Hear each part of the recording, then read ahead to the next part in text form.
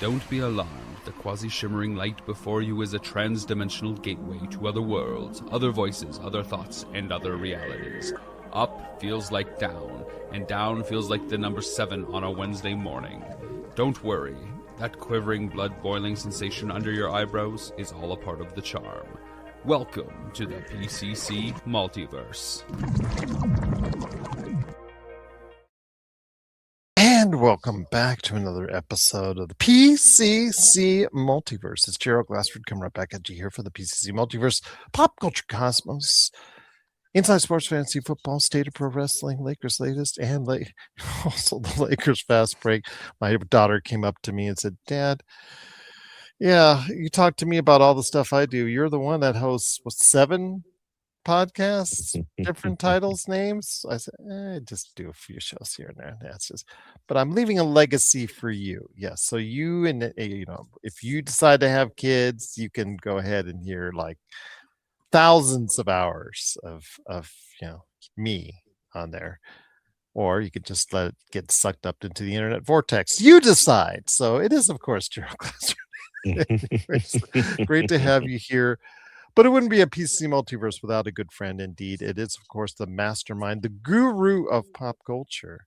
It is, of course, TJ Johnson. TJ, always glad to have you here, my friend, and always glad to have you talking pop culture. Hey, I'm always glad to do so. Thank you for having me on yet again. I feel honored, privileged.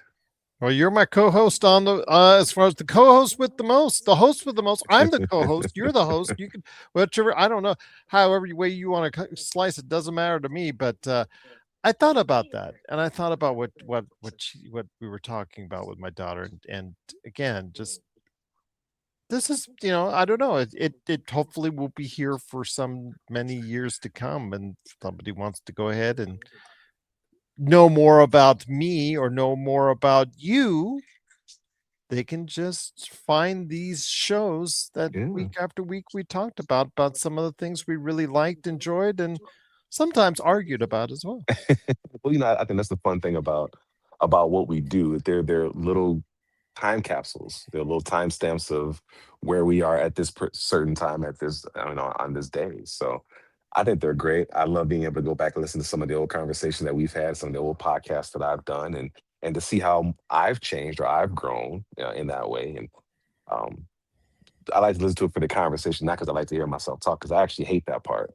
But I do like to hear the thoughts and, have we changed? Have I changed? Has my thought process changed? Because I truly believe if you're not growing, if you're not learning something new, then you're wasting time. So I always want to continually grow and evolve and move forward and not become stagnant.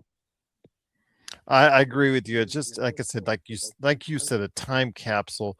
But yeah, I don't enjoy hearing myself either, especially because I hear myself in post after I hear it. It's like I've already heard myself enough. But every now and then I'll catch myself listening to it like an episode from the past or whatnot. It's just like, okay, all right.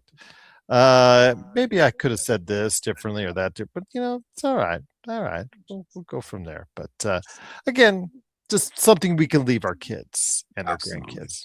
There you go. Yes. Indeed. Maybe that'll boost the numbers up right there. Absolutely. Future ratings indeed. But it is, of course, the PC Multiverse. Thanks so much again for joining us. Thought we'd go into first what's coming up for the weekend, because one of the things that we'd like to do on the show, on the Friday show, is set people up for the weekend. And we're right now starting out in the summer movies. Your contest, my contest, we're going to go ahead and start looking into some of the things as far as what is trending in the movies. And of course, Devil Wears Prada 2, big success so far at the box office, helping the numbers out as far as my contest is concerned. So I'm looking forward to seeing how that plays itself out. But Mortal Kombat 2 is also on our list, and that comes out this weekend. This was a movie, curiously, if you remember, TJ, it was moved. Warner Brothers, they put out the videos, they put out the trailers initially, and it got such a favorable response that, Warner Brothers said, let's just push this thing back into maybe a more profitable region, because where it was sitting at in November, if I'm not mistaken, it was a little bit congested with some stuff out there. Now, this is in its own weekend, where it's the main attraction. It still has Michael. It still has, of course, Devil Wears Prada 2 to contest with, as far as I'm concerned. Mhm. Project Hail Mary, the Super Mario Galaxy movie. We're now in the middle of the summer box office, but I don't think it's going to slow it down. Were excited for this to come out back in November. I think people will be excited for this to come out this weekend. Yeah, I'm looking forward to it. I mean, from what I've heard a lot of really, really good things. It's kind of like a return to what we wanted out of Mortal Kombat. Now, let me be clear. I didn't really have a problem with the first Mortal Kombat. I didn't think the story was all that great, but it was serviceable. Like it wasn't terrible by any stretch of the imagination. It And was one of it those was marquee movies that came out right at the pandemic, as far as day and date, which angered the industry, but right. really was something that I think a lot of people really enjoyed. And it did big on HBO Max. Absolutely. So to hear that they've taken everything that they did with the first one and then gut at all the slower stuff, if you will. And unfortunately, I think Cole was one of those things that they ended up getting rid of. I haven't seen it yet, so I don't know, but I'm speculating that they really kind of focus more on the Johnny Cages and kind of making him the main character, which they kind of did in the first Mortal Kombat as well at some point. But that's another conversation for another day. I think it's going to be interesting to see because again they've cut out all the fat and given us a lot more of what we as the people that enjoy the games and then are enjoying the movies are looking for. So it's going to be fun to see. It's going to be fun to see how they've reinterpreted it for their purposes and I'm just looking forward to seeing anything with Carl Urban. Anything Carl Urban does, I, I just seem to love. So, except for Doom, I didn't like Doom, but that's another story for another day. Nobody did apparently. So, Nobody did.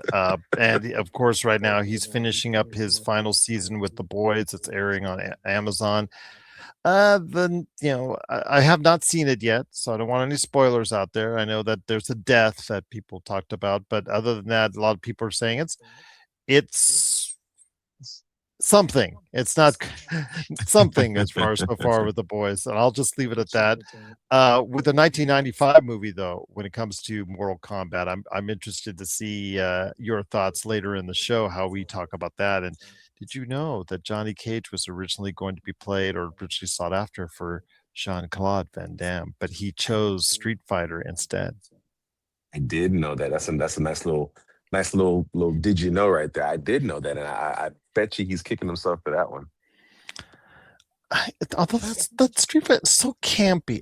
Raul Julia is so good in that He movie. was so good. He was so good. And it's so campy and over the top cheesy. I have a warm spot in my heart for that I movie. do I don't, too. I don't have a warm spot for his portrayal of Guile, but I do have a warm no, spot for no, Street Fighter. that Absolutely, was one hundred that was percent. just like shoehorned in there. They should not Yeah, have had him it was like that. terrible. He was not. He was not Guile material. He should have never No. been Guile. No. Everybody else is okay. Everybody else Yeah. is okay. Kylie Minogue in there, and Yeah. everybody was okay.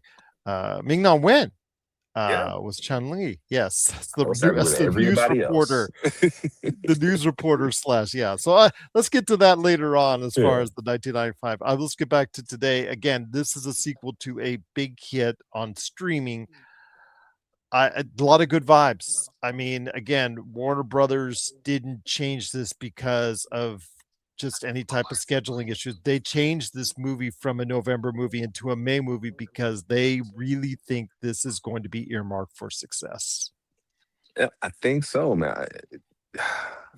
I'm I'm optimistic because we're starting to see a real renaissance when it comes to some of these video game adaptations. And you're looking at the Fallout series, which now they're on season 2 of the Fallout series. You're looking at now they're doing God of War, these other video game adaptations, the Super Mario Brother movies, plurals, and whatever's going to be coming next year, the unannounced project that they have slated for April, I think, of next year, or something like that. There's a renaissance, if you will, of some of these video game adaptations. And I think what's going to be really interesting is to see if they can continue to push it forward because it's already, if you look back, let's just go back to the old Mario Brothers movie with John Leguizamo. I'm talking about the old one, the Koopa head. And it was terrible, right? But now that we've evolved into really being able to truly treat it as a medium in and of itself and as a viable medium, they're getting better and better. So, like I said, seeing the first Mortal Kombat now, what the second Mortal Kombat is going to look like, I'm just I'm grateful, and I want them to continue to push it forward because I think there's a lot of things that are still coming and that could still be coming that really do lend themselves well to being considered movies as far as game stories. And if we can continue to kind of go in that direction, there's still some really, really good stories that are out there that need to come to fruition. I'm looking at Metal Gear Solid. I'm looking at, Splinter Cell. I'm looking at Mass Effect that you and I have talked about endlessly. So there's a lot of opportunity out there if they can continue to kind of get this right. So fingers crossed. Fingers crossed. Yes, and when it comes to what you're seeing with this movie, I'm really liking it, and I'm gonna go see this movie in the theaters. So, if you definitely have thoughts on as far as this movie Mortal Kombat is concerned, Mortal Kombat 2, please let us know. Popculturecosmos at yahoo.com. I really think it's gonna do well. I don't know if it'll do well. I don't know if you're going to have the same type of you should expect $77 million and $234 million worldwide like Devil Wears Prada 2 got last weekend. But my gosh, if it does anywhere about in 60-70 million dollars domestically and $150 million worldwide, I think that's a great start for this film. Agreed. 100%. So what are your thoughts out there on Mortal Kombat 2? Are you going to be seeing Mortal Kombat? Let us know your thoughts as far as if Mortal Kombat 2 is your way of doing things, and it's going to tell you to, the box office is going to tell you to get over here. So please go ahead and let us know. Popculturecosmos at yahoo.com. And later on, we'll go ahead and mark a little more about Mortal Kombat 1995, indeed, as far as our retro review is concerned and our thoughts on that. And while we're still talking about some good stuff out there in the world of streaming and movies and all that, I wanted to ask your thoughts on this. I wanted to really get your thoughts because, we're at a point during the year. There's usually a gap each year to say maybe it's a time to take off a couple of these streaming services, or maybe it's time to add on a couple stream services. There's usually a gap at every year. There's usually a point every year where Netflix kind of cannot continue the production line of interesting things to go ahead and check out enough to warrant your subscription, or to enough to warrant for them to tout them as the industry leaders. Sometimes other streaming outlets seemingly might have better offerings for a month or two. Your thoughts, my friend, on where we're at right now, streaming wise? I mean, Amazon has some interesting things like we talked about just a second with Invincible and The Boys within the past month. We've talked about in the past HBO Max. The Pit has been a great success, and obviously Game of Thrones is coming as well with all the Game of Thrones stuff as well. Harry Potter is coming into the mix. Netflix is going to continue to bring out stuff, but this month looks a little weak outside of what we're going to talk about next with the or in a kind of little bit with the Hulk Hogan doc. Apple TV Plus has some good stuff with For All Mankind, among other things, as well, and Godzilla, the Monsters TV show that they have as well. It just seems like everyone has their own little mix, but is there any one streaming service that could stand out to you right now?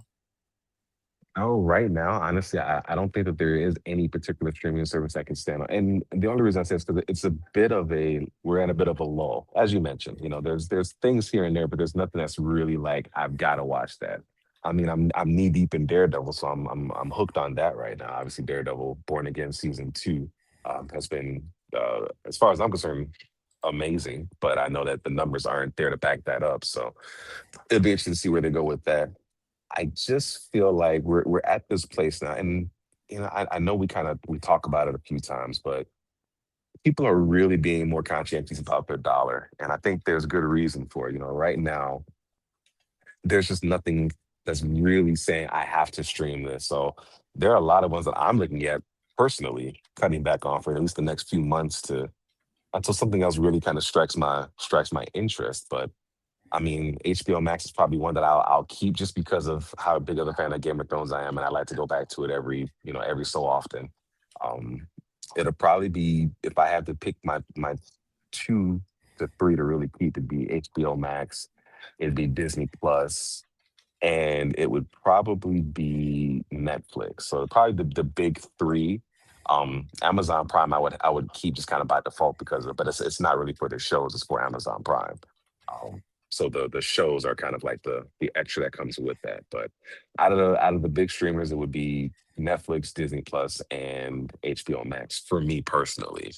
Um, but I say that to say, there's just not a lot of content right now that's screaming, watch me on these other streaming networks, other streaming platforms, if you will. So just got to be a bit more selective over the streaming services that we keep because it can get expensive. If you look at the average price for, a basic package, you're looking anywhere between 16 to $20. Um, and that's before you start getting into the, super HDs where you can have three devices streaming at once or three high definition. Like there's so many different plans and so many different options that it can be extremely expensive, even more so than actually just having basic cable. We cried about having a basic cable package, and now here we are being tethered to all the different streaming services and having so many of them that I almost think I would have rather had a basic cable package again. But I digress. Funny how that is, and you could see it coming. They tempted you in, they brought you in, drew you away from cable with the at that time was package pricing for all the different streaming services 2018, 2019, even into the pandemic a little bit as well. But yeah, once you came out of the pandemic, the prices started rising. And like you said, at this point, you're essentially paying the same, if not more than what you were paying for with a full cable package that you had before.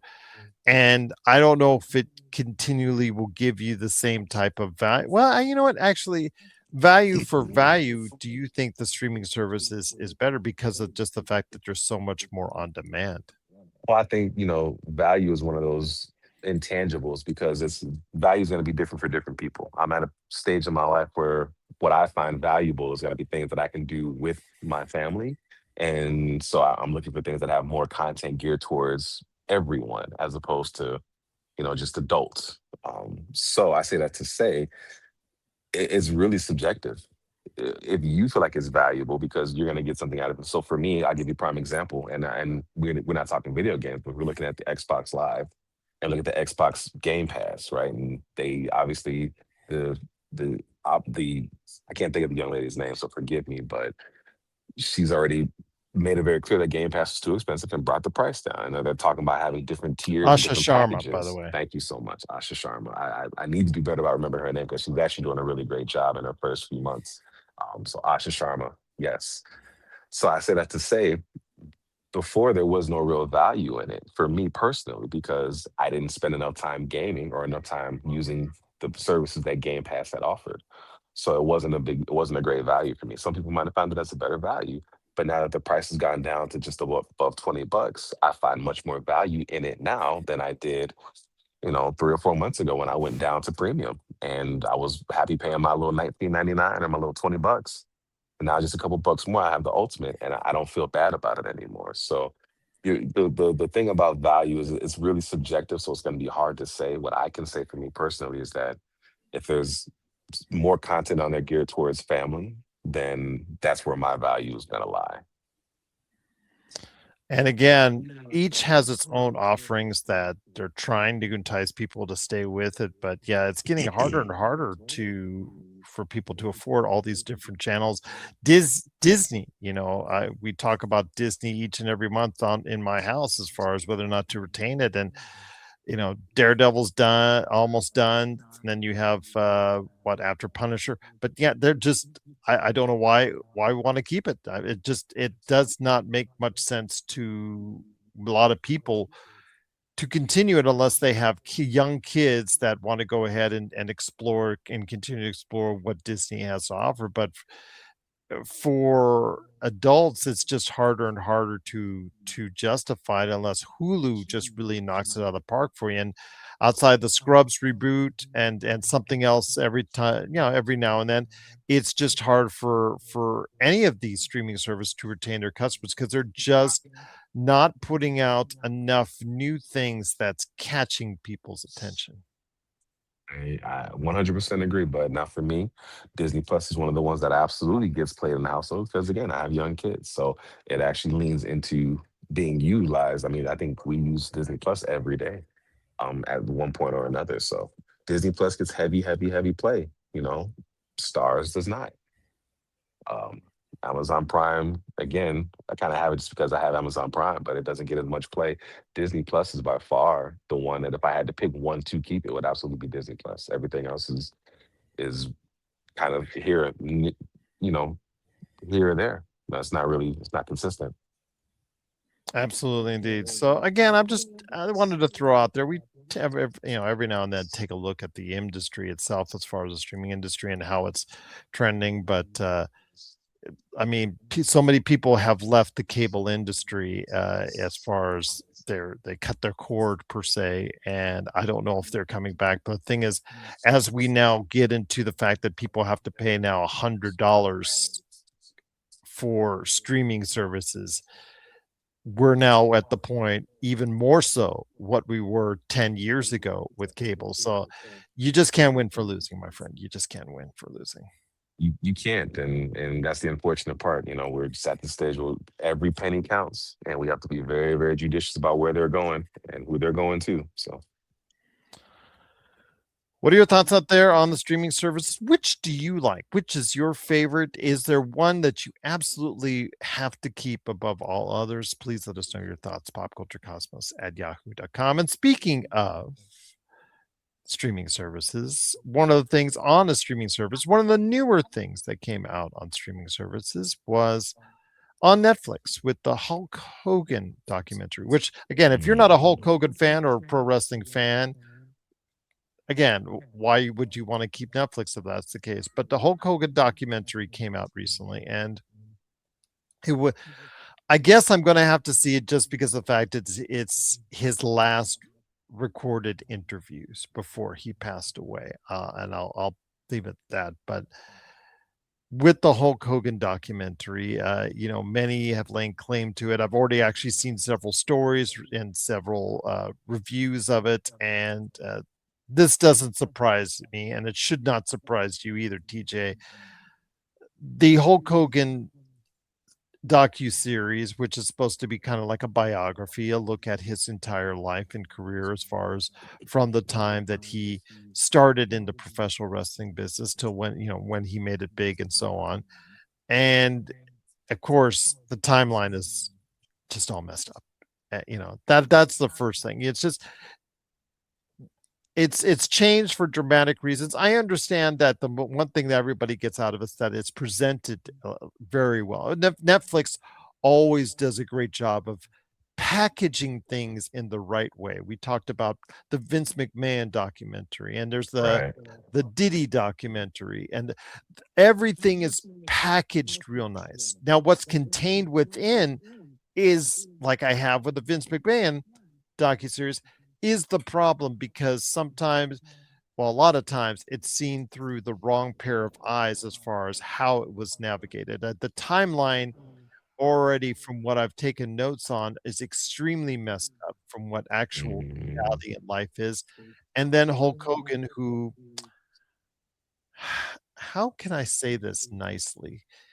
He's like your granddad, and granddad wants to remember things the way he wants to remember them, and thus things are not always actually the way it actually ended up being. In fact, Hulk Hogan has been known to exaggerate once or twice or 10,000 times, just to be quite frank. And same thing goes for here.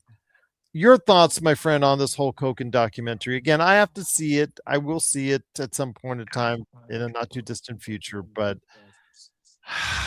it's Hulk Hogan, man. And with Hulk Hogan, there's always seems to be some caveats. You can never get a straight through timeline the way it actually happened and the way it should actually be told. And that's the part I have.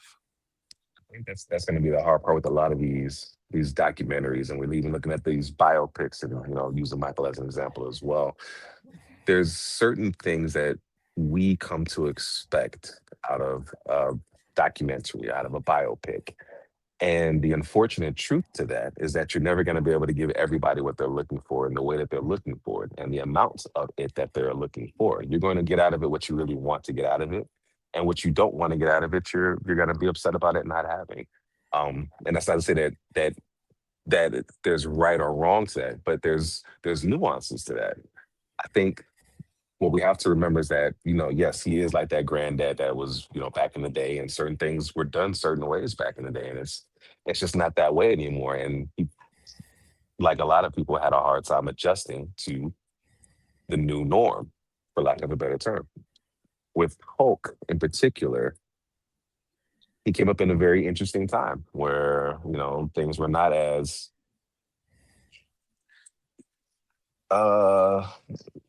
things were not as easygoing as they are now, or maybe they were a little easier going back then. I guess it kind of depends on how you want to look at it, whatever lens you want to, put on that. But there are certain things that we've come to learn about Hulk that were not necessarily present, or that we didn't know back in the day.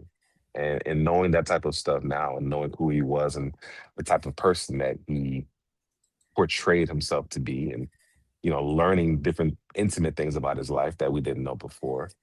The documentaries are always going to hit a little bit differently, and especially once other things have come to light, then they're definitely going to be hitting differently. You know, he's obviously said some things in the past that have really come back to not serve him well, not serve his image very well, and rightfully so. There are things that were pretty abhorrent things to say. What I found very interesting is that I recently found a clip from Mark Henry where he spoke to Hulk Hogan, Terry Bollea, after the incident with the use of the racial slur, repeated use of the racial slur. And he asked Hulk, he's like, all this time that we've wrestled together, all this time that we spent together, did you really have a problem with me for the color of my skin? And he says, he told him, according to Mark Henry, and obviously I wasn't there, we weren't there, but according to Mark Henry, Hulk said no. He made a stupid decision, and he because he is who he is, he doubled down on it. He didn't mean to do it. And so Mark Henry says, well, why don't you just go apologize? And he's like, well, my team has said to just leave it alone and let it go. And then Mark Henry was like, but you hurt a lot of people. You were a lot of people's hero, and you hurt a lot of people. And he wouldn't backtrack, he wouldn't take it back. He actually, so then Mark Henry said, so you'd be willing to let Terry die to allow Hulk Hogan to continue to live. And it was a very somber thing for Mark Henry to say, but it was also very revealing, because they get so caught up into this, who they've become, this persona that they've created. Richard Flair. Yeah, as Ric Flair. There you go. So they get so caught up in this persona that they've created, in this world that they've been living in for the last 30, 40, 50, 60 years, that the who they were is gone, and it's replaced with who they've become. And when you have biopics and biographies, you're still trying to learn who they were, and then they're still trying to tell the story through the lens that they want to tell it in. If they want to focus on the image, the icon, if they want to focus on the person. And it's tough because, again, like I said at the beginning, people are going to want different things from it, and you're not going to be able to please everybody about it. Again, no different than the Michael biopic. So I'm mixed about it. Hulk Hogan was a childhood hero of mine. When I thought of WWF at the time, I thought of Hulk Hogan. And obviously, as an adult, a grown man, African American, who has boys, has children, my view stance on my quote unquote heroes, those have to change and grow and evolve. And, we have to be willing to grow and evolve with those. So it's going to be interesting. I'm not sure if I want to see the documentary, but part of me kind of wants to, but not a huge part of me, if you will. Yeah, the same here. I mean, I probably will see it, just because I want to see, as far as from the lens of, okay, how well was it made? Everybody talks about the production, the way it's wrapped and whatnot. Will I spend 4 hours? I think it's 4 1 hour episodes. Will I spend 4 hours rolling my eyes? Yeah, I have no doubt about that, because again, that's what Hulk Hogan has been throughout the majority of his later years in his life, is telling these tall tales. One more Andre tale of him at 700 pounds or whatever, and all the stuff that supposedly he said, which I don't think he said, or did or whatnot, or actually, again, the first slam ever on Andre by those type of things, just stop. It's just not true. It's just not true. And he knows it's not. He knew it wasn't true, and the fact that people, I think it's alluded to, that the industry would have been dead without him, and that's not true either. It would not have been as big. You could say that. Would it have been big as soon it was? You could say that, but again, there's just so many things that come along with this documentary. You have to go ahead and put sight out of mind, and just see it if it's something that still will entertain you going forward. But yeah, if you don't want to see it because of all the stuff that's gone wrong, what he said, what he did in life, what he said in life, I couldn't blame you one bit. I cannot blame you a bit, even if if you are a wrestling fan or not a wrestling fan. But again, to those that are uninitiated on the world of Hulk Hogan, viewer beware is what I'll say. Viewer beware, because the truth is not always what it will be said on that show. Oh, we also have to remember we're not doing a documentary on Terry Bollea. We're doing a documentary on Hulk Hogan, and that tells you enough of itself, right? It's no longer about Terry. So to Hulk Hogan, yes, he was the one that slammed Andre the Giant first. He was the one that slammed the 700-pound giant of a man. Because again, this is Hulk Hogan. This isn't Terry. We're not doing a documentary on Terry. We're doing it on Hulk Hogan. And so, as far as Hulk Hogan is concerned, these are all factual things. He's said them enough times. He's repeated them. He's regurgitated it enough where it has become who he is. And oftentimes, the truth is stranger than fiction, and we have to be willing to just buy into it. If we're going to watch a documentary on Hulk Hogan, be prepared for Hulk Hogan-esque things, and not Terry Bollea, but Hulk Hogan.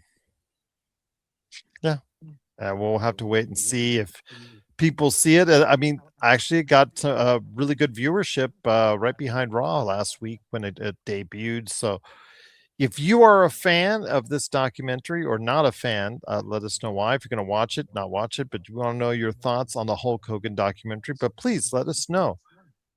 Is this something you might be interested or have watched already? Please let us know your thoughts. popculturecosmos@yahoo.com. Well, staying within the realm of pro wrestling, we thought the WWE cuts, the dust had settled. That was incorrect, because late last week, we got word that there were more WWE cuts. And while JC Mateo and Talatanga were not surprising, because while the Wyatt Six was not a group that the WWE was willing to get behind, it seemed like the MFTs were not that much better on the food chain for wrestling in the WWE, as far as I'm concerned. And so they whittled that group down a little bit. But also, they approached Kofi Kingston, the company did, TKO WWE, and also Elijah Woods Xavier Woods. Xavier Woods. I've got mixed up with my characters there. Xavier Woods. They approached those two to restructure their contracts, and they said, no, we just want out. If you don't want to pay us what we are getting paid right now, it's time for us to go. And so they move on, my friend. It still seems like I know that to the response from AEW wrestlers, it's like, yeah, we can't wait to get you over here. Yeah. I still don't think that was the most egregious WWE cut. And I mean, no disrespect to any New Day fans out there at all. I think their time had come and gone. The fact that they had been relegated to backstage skits for the most part in the past year should tell you all you want to know about what their situation was and what their standing was. The Big E entry also ultimately did a lot for the the downfall of that team as well. Your thoughts on New Day?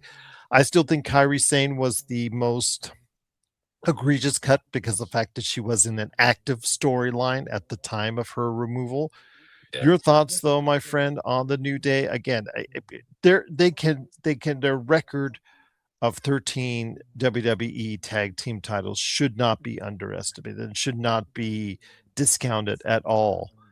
They are a great WWE tag team, but will they be remembered as a great tag team in the pantheon of tag teams? Or were they, as we talked about before we went on the show, a benefactor of when they became a tag team? Well, I think that being being a champion is all of that combined. It's the right place at the right time, and you have the right push. So I think all the champions really have benefited from being at the right time for them. Now, I think there hasn't been a tag team that's benefited more of that than the New Day, and for better or for worse, that's going to be their legacy. They were 13-time tag team champions, absolutely. But I don't think anybody really remembers them as 13-time tag champions. I think they're going to remember them for the skits, the backstage shenanigans, the fun that they brought, because they brought a lot of fun. They brought a lot of excitement, but it wasn't because they were amazing athletes. It wasn't because they were, or I shouldn't say we're not amazing athletes. All the wrestlers are amazing athletes, but it wasn't because they were particularly good or particularly great. They happened at a very, very particular time, a particular point in time where the tag team division was just very, very, very weak.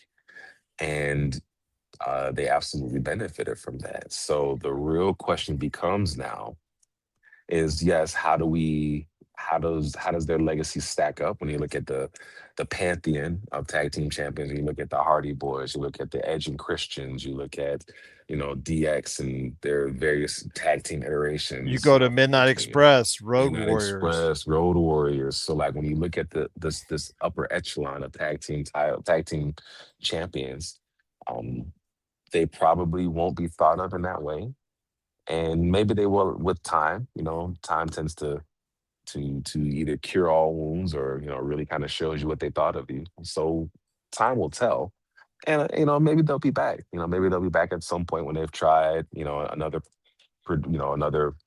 production or another group, another wrestling uh, company, if you will. And either they're gonna love it or they're not gonna love it. But I think what's important is that we appreciate the contributions that they've given us and where they were, and just understand that something. I'm huge on movie quotes, right? We talk about this all the Yes. time, and I think one of the best things that was ever said, besides the whole "you either die the hero, live long to see yourself become the villain," was when Ultron and Vision had their conversation at the end of Avengers 2. And, Ultron was giving him the whole, thing about how he's so naive and da da da da da right before, Vision destroyed him. But Vision said, what makes something beautiful is the fact that it doesn't last. These runs, these people are getting older, and unfortunately when there are no more stories to tell and they're kind of just there taking up space, you have to start looking at really making a difference. And the thing that makes something beautiful is the fact that it can't last forever. So these legendary runs that people have been on, you look at the John Cena Fell World Tour, you look at all of our wrestlers who have moved on and moved on to different things. It doesn't last forever. And it's no different with the New Day. They'll ultimately get their time where they're inducted into the WWE Hall of Fame and be able to really be appreciated for their contributions at that point. But now is the time for them to move on and try to find something else and reinvent themselves and decide who they want to be moving forward. And they deserve that. They've earned the right to be able to do so. So is that your most egregious WWE cut of the recent WWE cuts to date, or maybe did you mean Kyrie Sane like myself, or Yeah. is there another Aleister Black and Selena Vega? Is there another cut that you thought which was the most egregious cut of this? Because I think they might have settled in on it. unless Grayson Waller or because he was associated with the New Day, or somebody else gets cut. Do you think which was the most egregious cut to you? I think because New Day was probably the most prominent of the group that was cut, it would probably be the New Day.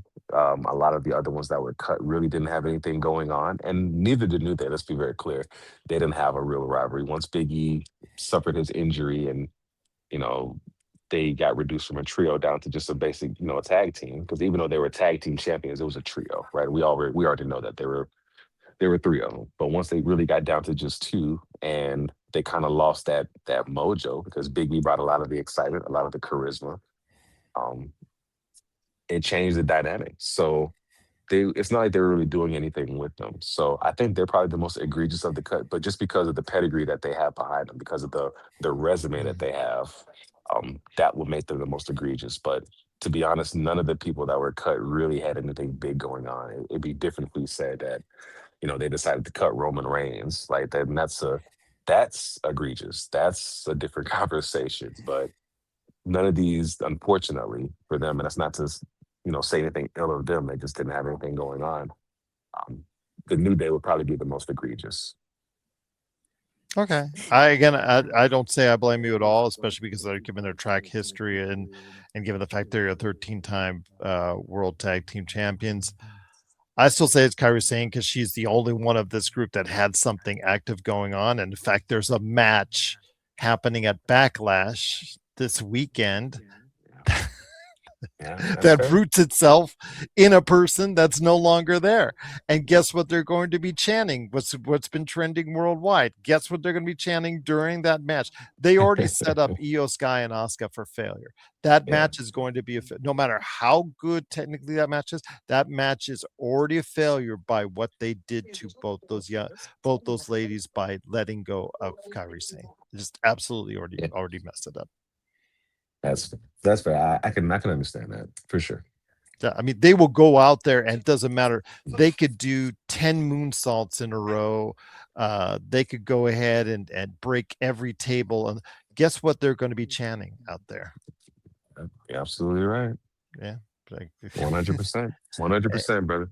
It's like Sony when they do not like a video game, they just send it out there to die. And WWE, when they don't really like it or don't really back it, they're just going to send you out to die, and that's what they're going to do on this weekend with Backlash, and we'll see. But in regards to Roman Reigns, after his title matchup against Jacob Fatu, he's gone for a month. So it wouldn't cutting him be like not missing him anyways? I don't know. Well, what's interesting about him being quote unquote gone for a month is that they kind of rebuilt this whole thing on him being a full-time wrestler again. And not going to Europe. There you go. All right. Sorry. It's crazy. It's absolutely crazy. Yeah. Absolutely TKO, crazy. man. I'm so glad they bought WWE. That's sarcasm, folks. Yes, that is definitely sarcasm indeed. But if you have thoughts on the New Day being let go by the WWE, Talatanga, also as well JC Mateo, or any of the cuts that are going to have happened, probably going to happen or two as well. They could be more on the way. Please let us know your thoughts. popculturecosmos@yahoo.com. Well, my friend, before we head on out, we touch on some video games as you and I love to do. First off, because you have the PlayStation. And I got a call the other day from my sister. And it's usually all our calls are pleasant to each other after all these years. There's really, not much to argue about anymore because we're not trying to fight for some type of candy anymore. Mom's going to get mad at you or something like that. I'll go ahead and tap that, anything like that. All our calls are usually very pleasant, except for one. I just had one with her recently where she called. She was concerned because her son, my nephew, purchased a game recently, and it gave a certain disclaimer that you have to check back in online within 30 days or this game is no longer able to be used. And it was purchased digitally, which is the DRM, digital rights management debate.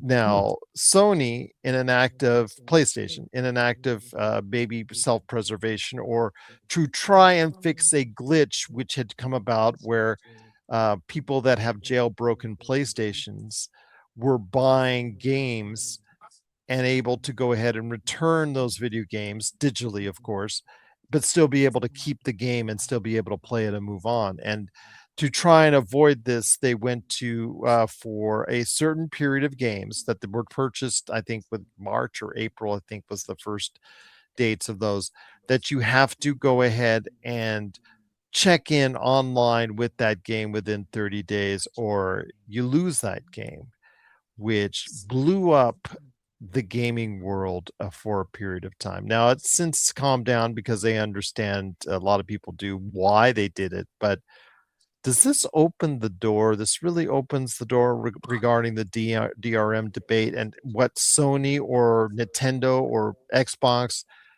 or Steam may do at some point down the road with even more restrictions or more hoops that you have to go through because of DRM. Great question. Remember there was a guy. What was his name? He was the head for Microsoft. What was the guy's name that with the E3 conference? Was it? Do you remember the one where they, where Sony had the big knockout blow where this is how you share games and you hand the game over to somebody else. And Don that's Matrick how was the DRM that's the guy guy, Don for Matrick. Xbox, and Shoei Yoshida and forgot the Don American representative. Matrick. Yep. For Sony and PlayStation, they just Mhm. handed the disc over to each other and got the biggest. Yep. And that was the end of that That was the end. console generation. It was right dead there, in the water. Dead in the water. right there. So right what's funny about that is that, Sony, I think in their own way, or PlayStation, maybe not Sony, but PlayStations, they knew why Microsoft was doing what they were doing. They understood it, but they also were able to read the room and say, we're going to not do that. And this is why. I guarantee you that if people had responded positively to what Microsoft had said, they would have absolutely jumped on board, jumped on the same bandwagon because they understood what was coming. They understood that, having having an always online or always accessible to online thing was something that, the world was leaning towards with cell phones and so on and so forth. There's always a connected world anyway. So they were leaning into that. But because they read the room, they decided not to do that. So now you fast forward, 13 years later, and here we are talking about the fact that Sony just tried it. They tried it. They tried it. And they were met with the same response.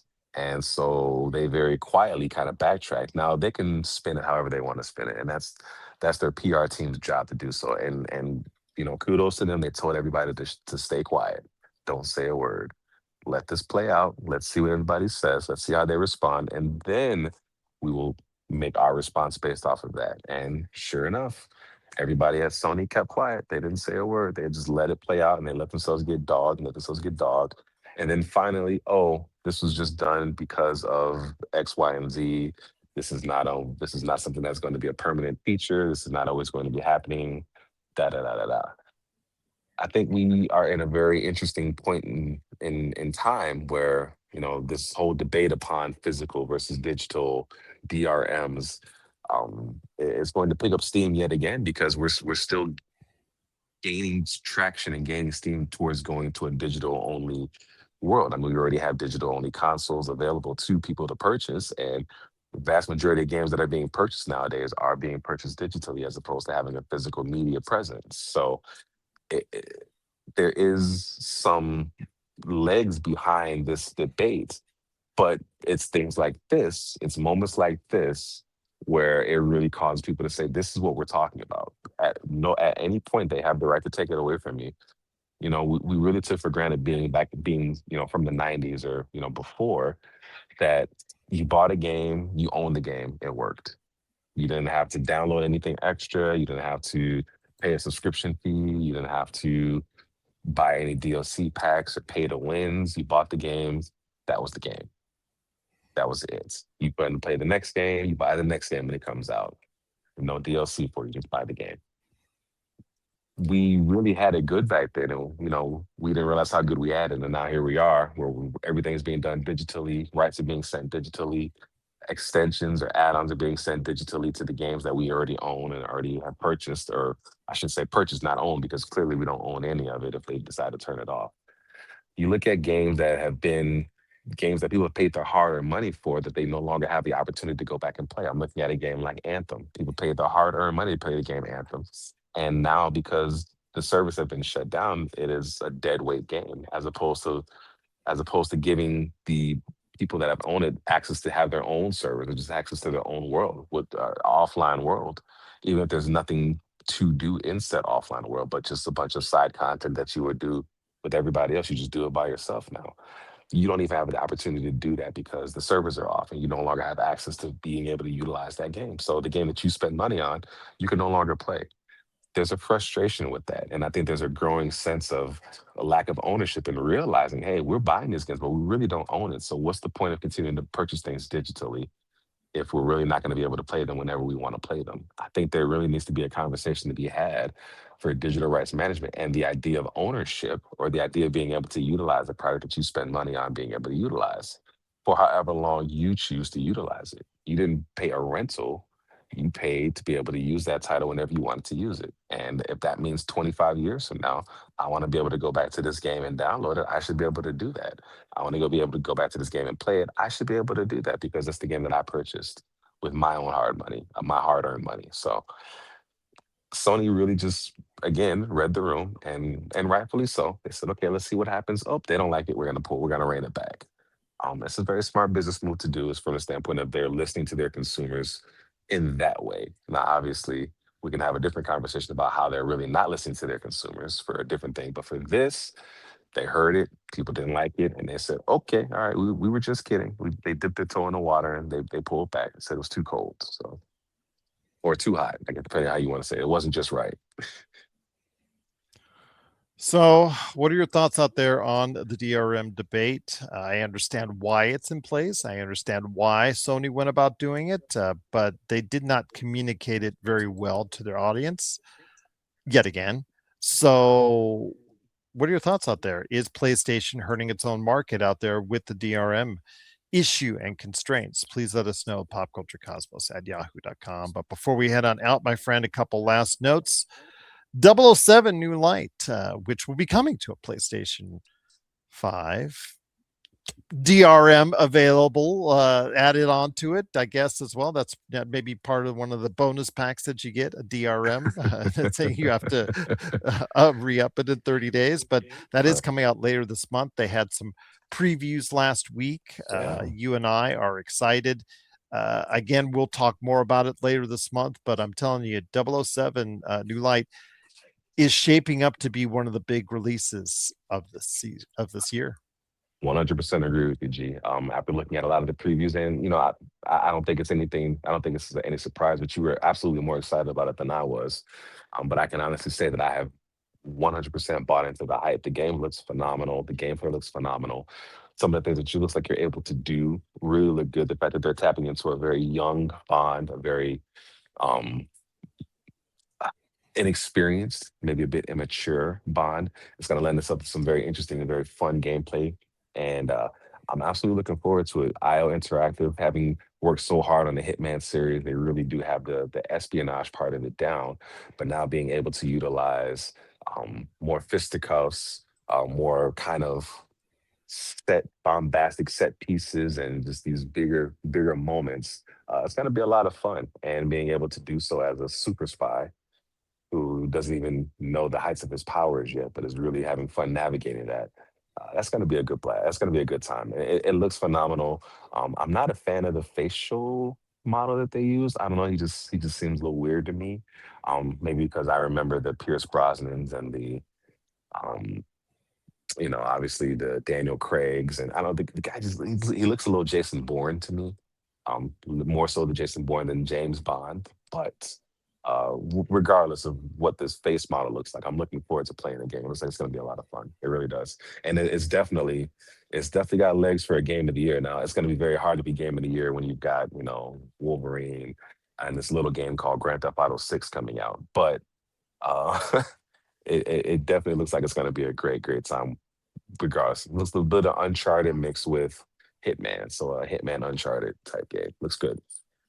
And with Forza Horizon 6 and other games coming out in a pretty good month of May, especially the back end. Yeah, definitely looking forward to see how it stacks up when it comes out on May 27th. But if you have excitement like we do over a 007 New Light, because I am going to probably pre-order it. And I said that on the Monday show. First time since Uncharted 4. There Yeah, you go.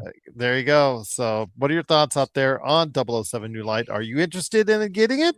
Please let us know. Popculturecosmos@yahoo.com. But before we head on out, as Mortal Kombat 2 hits theaters, the original movie with the namesake that came out at the height of Mortal Kombat's I guess arcade popularity came out to theaters back in 1995. And while we remark about how campy and how fun Street Fighter that movie was, Mortal Kombat is considered leaps and bounds that original film so much better as far as the film is concerned. Your thoughts on a retro review of Mortal Kombat 1995 before we head on out? Oh man, Mortal Kombat 1995. I think the fun thing about that movie was it was it was fun. It was very, very fast, and was way better than I feel like it had any right to be, if that makes Agreed. any sense. I mean, with that being said, I mean, we understand that the bar was set very, very low for video game adaptations. You and I spoke about it earlier. The Mario But Brothers movie had really set it low. that's my point. So we were already way, way low as far as the bar is concerned. And of course, it didn't just go over the bar, it leaped over the bar. It really leaned more into having style as opposed to depth. It really leaned into what we were looking for out of it. We're looking for the fantastic fight scenes. The music was some of the, the better parts of it. A lot of the techno stuff that they came from that movie, we still utilize today. We'll still listen to today. It's still one of the best video game adaptations made. Again, low bar, but it very, very, very much cleared it. It understood, I think the big thing about it, it really understood the source material. And this is where you look at the director, who was Paul W.S. Anderson, and Mhm. I don't understand how he got that so right, but then went so far left with, his other video game adaptations, because he became the guy to kind of do them between the Resident Evils. I think he had another one. Um, I think there was another one that he did, but Resident Evil was one of those ones that was so far from the source material that we're like, well, what happened? You nailed it with Mortal Kombat, and now you get to this, and it's not close to it. It was just simple. It wasn't a bloated dump of lore and all this backstory. It was simple, high stakes, Earth versus Outworld. That's it. It kept it really basic. I think Monster Hunter. Monster Hunter. Thank you. That was the other one, and that was again with Mila Jovovich. So it's like I don't know what happened when he got with Mila. Well, That all of a they're sudden, husband and wife. Wife yeah, is that's wife. my point. Yeah. I don't know, something happened there where it's like, I don't want it to be like that. Okay, well, we're gonna change it. So I say that to say he understood the assignment with Mortal Kombat, and the cast was amazing. You're looking at Robin Shaw as Liu Kang, Christopher Lambert as Raiden, but the very best was Kerry Hiroki Tagawa as Shang Tsung. His he absolutely stole the show. Him looking at Liu Kang's character and looking at his little brother at the time and saying, "Your soul is mine." Like that's iconic. It's so much so that in Mortal Kombat 11 they put his likeness back in the game with his voice and everything. Like that's how big of a deal it was. Like it was just really, really well done. And then we already talked about the soundtrack. The Mortal Kombat theme song still resonates to this day.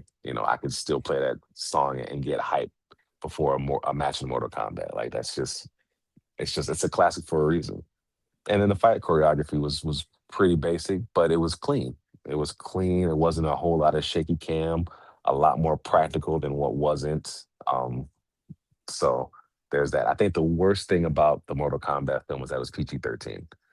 For a game that was, so over the top as far as its violence, and, so much so that parents were, the boards were all up in arms about it and trying to keep it out of the hands of children, that they gave it a PG-13 rating. And I understand, because it's a video game adaptation, you want it to be as accessible to people as possible. But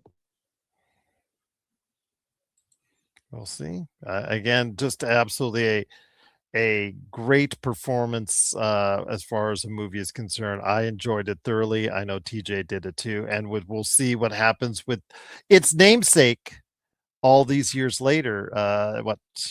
31 years later with Mortal Kombat 2. As long as it doesn't end up being like the Mortal Kombat 2 in the movies back in the 90s. That sequel, however good and however lovely Mortal Kombat was, the sequel is the exact opposite. Yes, it is. Yes, it is. But I think with the Mortal Kombat, it's you have to appreciate it for what it was. It was a timestamp of the 90s. So if you want to know what 90s was, go back and look at Mortal Kombat. Techno music, clean fight choreography, good casting. The acting was a little uneven at times, but good casting. And it was just simple. It was simple. It wasn't convoluted. It wasn't over the top. It wasn't, just too much. It was what we needed it to be at the time. So it had no business being as good as it was, and it was good. So if you want a great time step into the 90s and a fun watch for the night. Absolutely. Maybe some not so great. Yeah, absolutely. Couldn't agree with you more, my friend. Absolutely. But Mortal Kombat Annihilation. Oh yeah, it was Annihilation in more ways than one. And I'll leave it at that, my friend. Absolutely. I remember that Annihilation. Annihilation wasn't as good. Wasn't as good. It was bad. You could say it's okay, it was bad. It was bad. It annihilated a lot of people watching it, and I'll just leave it at that. But if you have thoughts on the original Mortal Kombat movie, that's our retro review of the week. Please let us know. popculturecosmos@yahoo.com. Well, my friend, it's been a great episode. Any last thoughts before we head on out? I'm ready to go home.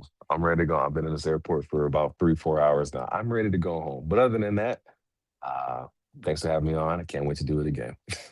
Can't wait to do it indeed. And you're not taking Spirit, so I am very thankful for that. And nobody is anymore. Nobody is. Nobody is anymore. Sucks. Yeah, it does. It does. It really does. So for TJ Johnson, this is Gerald Glassford. It's another beautiful day in paradise right here in the PCC Multiverse. We thank you for listening. And here's hoping you have yourself a great